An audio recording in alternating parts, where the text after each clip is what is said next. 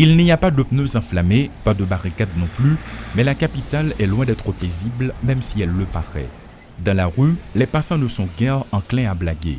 Issus de toute catégorie sociale, les citoyens sont contraints de prendre les rues tous les jours afin de vaquer à leurs occupations. Se rendre à l'école, aller au travail, régler leurs affaires, se rendre à un rendez-vous, entre autres. Des besoins légitimes qui s'inscrivent malheureusement dans un tableau d'insécurité alarmant.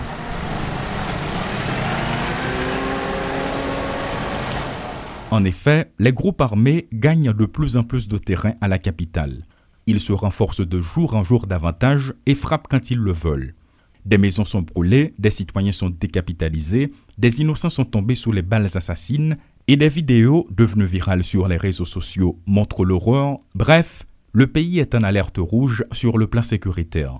Comme les autorités étatiques, les groupes armés font des annonces, mais la tendance laisse croire qu'entre les deux camps, il y en a un qui passe plus rapidement de la parole aux actes. Question groupe armé dans le pays. Moi, j'aime comprendre les ou gonti moun la caille ou pas prendre soin ou pas bali manger. Si vous mettez manger sous table la caille, il est capable de vous remettre là-dedans.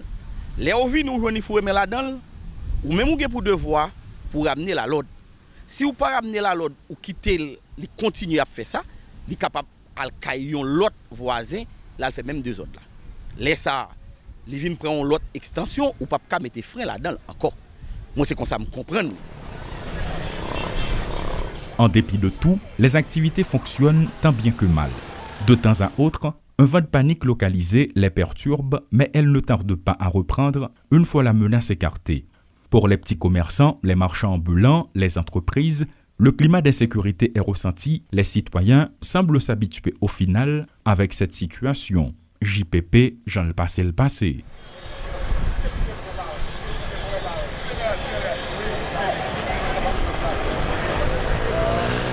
De notre côté, il y a une catégorie qui préfère ne pas se prononcer. Les risques sont trop grands. Dans ce contexte, pour dénoncer des individus armés sans foi ni loi, affirme-t-il sous couvert de l'anonymat. D'autres disent que parler n'est pas nécessaire, car le pouvoir en place est au courant de tout ce qui se passe. Pourquoi continuer à dénoncer alors que des hauts gradés sont tombés et rien n'est fait? Qu'en sera-t-il alors de simples citoyens? Si là qui dit lycée en tête paysan, qui c'est premier citoyen de la nation, c'est lui-même qui doit assumer responsabilité. Même la Bible dit le bon berger donne sa vie pour ses brebis. Si ou c'est responsable et une nation, c'est premier citoyen de la nation, tout le monde c'est ou même à suivre. Si ou par exemple dit rien, tout bagay k'ap fait ou par exemple dit rien, moi m'pas condamner quel que soit nèg qui gen zam nan mel, si m'ta gen une condamnation pour me porter et même une critique, c'est le président de la République.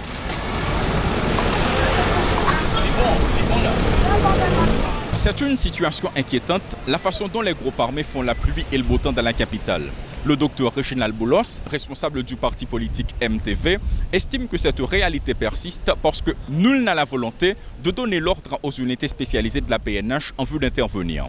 Des propos repris par le secrétaire général du parti RDNP, Éric Jean-Baptiste, dans le cadre de son éditorial.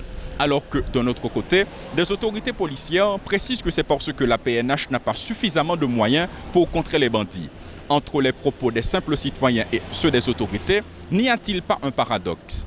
Entre-temps, les actes de violence continuent, les pillages, les cas de kidnapping, les assassinats et les citoyens vaquent à leurs occupations avec la peur au ventre, du moins ceux qui ne sont pas les auteurs, dans un contexte où l'avenir ne laisse présager rien de bon.